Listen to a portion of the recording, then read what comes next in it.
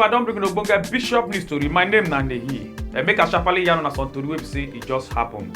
The Chinese company wey be Zhejiang Fujian Industrial Investment Limited don consist 2 Nigerian guest houses wey dey for inside Liverpool, United Kingdom, to sell them for $2.2 million so they go fit use am to recover small money out of the $17 million wey be say Nigerian government dey owe them.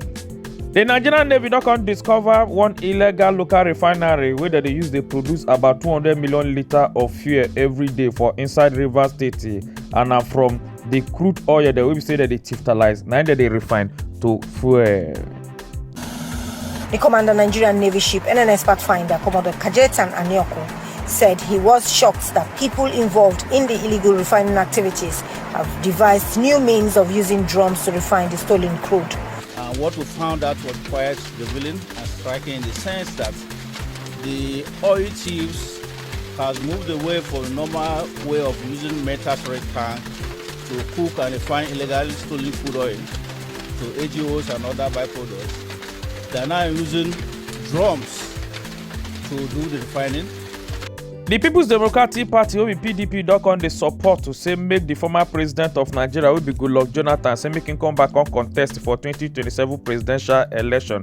And after wey since last week, wey some northern politicians dem come dey talk, say they not dey okay with President Bola Ahmed Tinubu administration, and they go like make they change am for the next election wey go happen for inside 2027. And also even the Bauchi State Governor, wey be Bala Mohammed, they also come out to come talk, saying they ready to drop in presidential ambition for Goodluck Jonathan if he go agree to contest for 2027.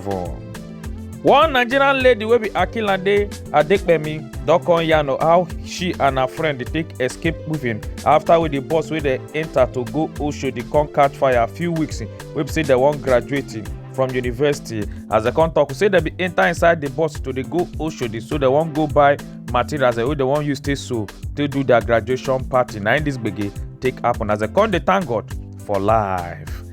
They don arrest 2 Nigerians them on Sunday, August 18, 2024 for inside Haiti, and at the Haitian Ecolaba police na they arrest them say because they carry fake Haiti national identity card. The names of the suspect them na Madu Kanze Kenneth, 31 years old, Henry Peters, 29 years old. They catch Kenneth with ID card with the name na Augustine Jerry, while they catch Peter we say the ID card name we say carry na Junior Jean Pierre.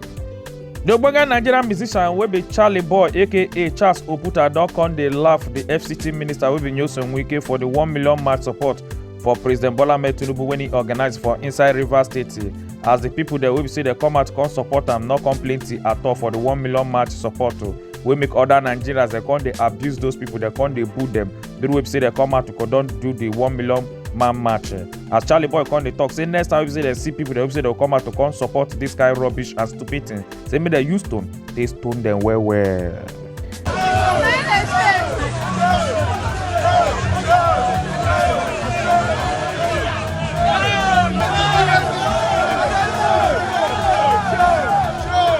The Court of Appeal wey dey for inside Abuja on Tuesday, August 20, 2024, don come order the former Kogi State Governor wey be Yahaya Bello, say make him carry himself take give the Economic and Financial Crime Commission wey be EFCC, so they go fit carry am take go court to go judge in case he say because him tiftalize 18 billion naira. The wey be say dey for office, and na the Federal High Court wey dey for inside Abuja, na then na him dey go judge the case.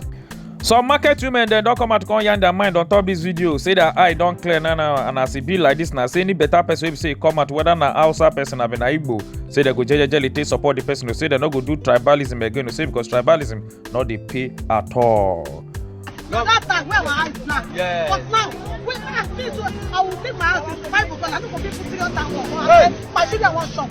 Say that one alive. We go walk. Say you understand. Say Hausa come now, we go support. What about people come? We go support. We are not doing tribalism. At that time where our eyes not clear, I will do tribalism. God bless you. God bless you. Thank you very much. Ogun State government it don't come make 1 billion naira revenue within 3 months 2024. We say they starting to invest on top farming, and now the governor of Ogun State will be Dapo Abiodun. I come out to come yarn this talk. Say they go start farming so they go feed the nation. And now August 19, 2024, now come out to come talk about the achievement where they don't make within 3 months where they start to they invest into farming.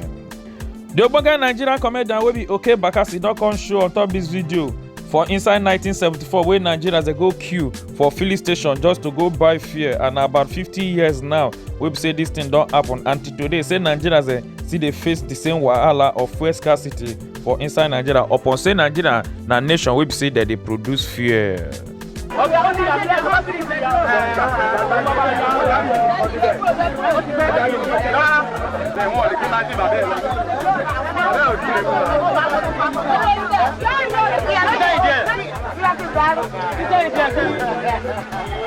Family and friends don come dey jubilate, dey celebrate dis mama and grandmama as she come dey happy dey jubilate as she graduate with BLC at the age of 58 years old. Wey make plenty Nigerians don come dey hail her, say she do well upon her age, say she still dey determined to make sure say she go graduate.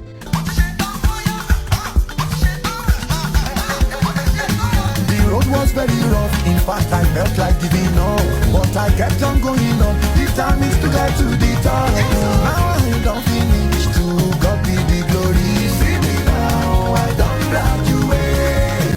The NNPC Vice President will be Dapo Shegun don come out to come yarn on August 20th will be on Tuesday 2024. Come dey talk say wetin cause the scarcity of fuel wey make people go queue plenty for inside filling station. Say na because of rain, thunder and also lightning wey be say dey happen for inside Nigeria. Say na wetin make fuel scarcity come dey for inside Nigeria, as plenty Nigerians come provoke come dey tell am say na the same thunder na him go fire all of them wey be say dey for inside that NNPC.